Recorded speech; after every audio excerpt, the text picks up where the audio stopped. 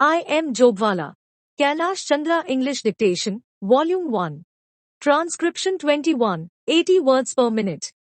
For more useful dictation and important current affairs, subscribe this YouTube channel and also join our Telegram channel I am Jogwala.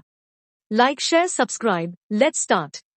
Now, coming back to the question of minorities, you will please find why this particular resolution has been so widely put in that it might include a religious minority as well, a linguistic minority as well, or an economic minority, as some honorable members rightly pointed out. Now, sir, a question arises whether there ought to be any such protection in so far as a particular type of minority is concerned. I shall deal with the question of minorities at some length, but you will please find, sir, what the honorable mover wants is that there ought to be a permanent minorities commission. It ought to be endowed with statutory powers.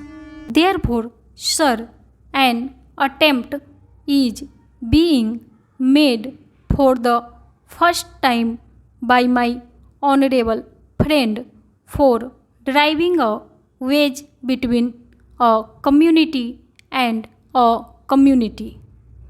So far as the Constitution is concerned, as my honorable friend rightly pointed out, whenever the question of minorities arises, we have to be extremely careful.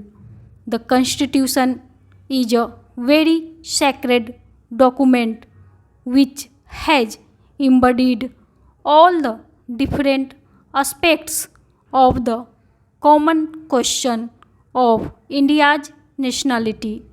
India is one in spite of different types of languages and religions. But in the midst of all these diversities, we have to develop a common nationality.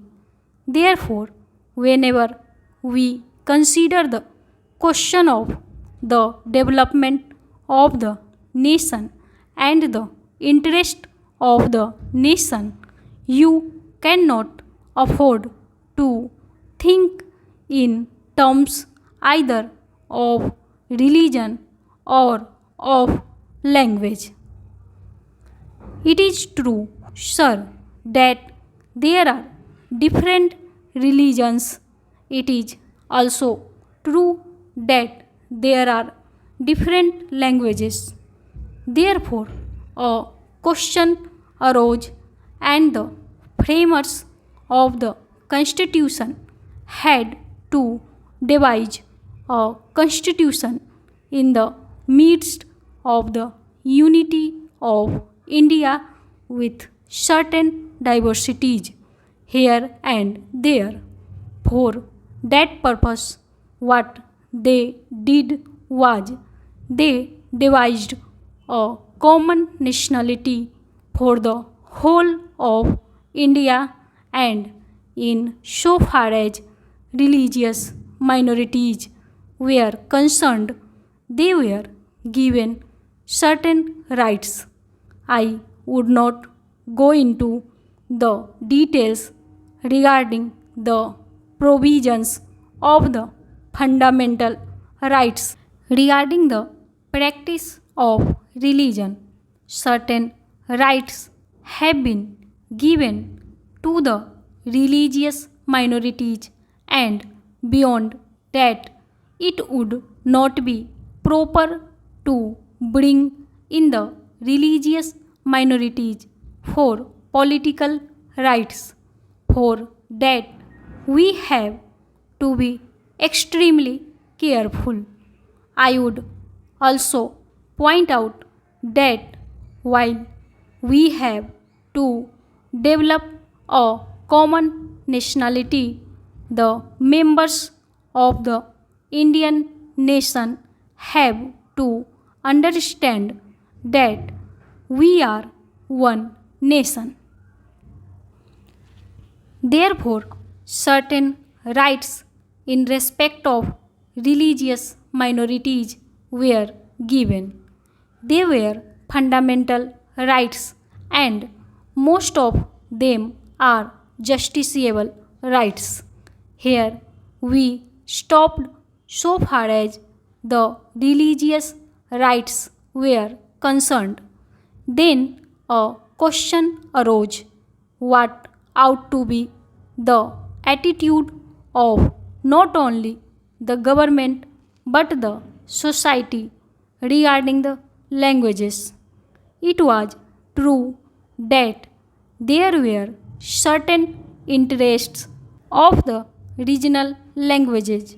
Now, these languages required to be developed, but they were not meant for dividing one man from the other. So, in 1956, when the states were formed to a certain extent on the basis of language, what was done was not to have a state with 100% people belonging to the regional language, because there were bound to be people belonging to different languages. That was the reason why this question was considered at great length, and the States Reorganization Commission also went into this question of linguistic minorities. It was bound to arise here and there because they were likely to feel that their rights and safeguards given to them might or might not be properly implemented. So, this question was considered first by the States Reorganization Commission, and they dealt with the question whether we should have a permanent minorities commission. They went into it very carefully and shrewdly.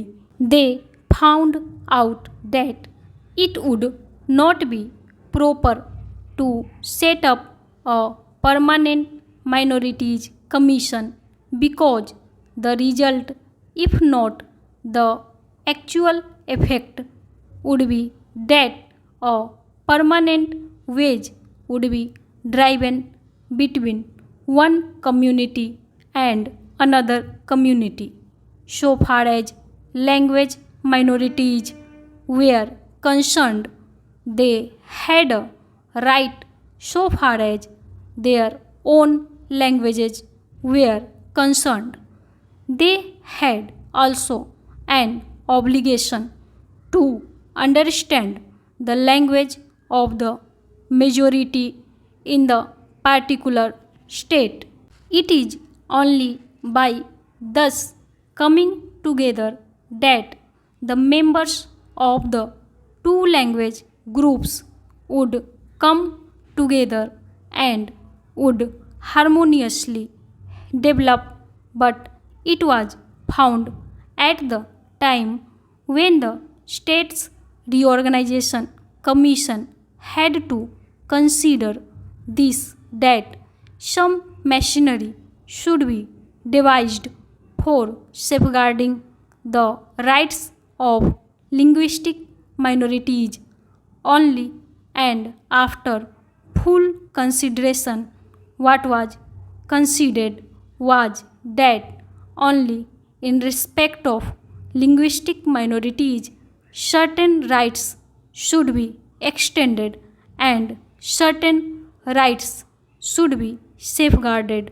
and an officer should be appointed by the president for making a report on the question whether these rights of the linguistic minorities are or are not properly safeguarded.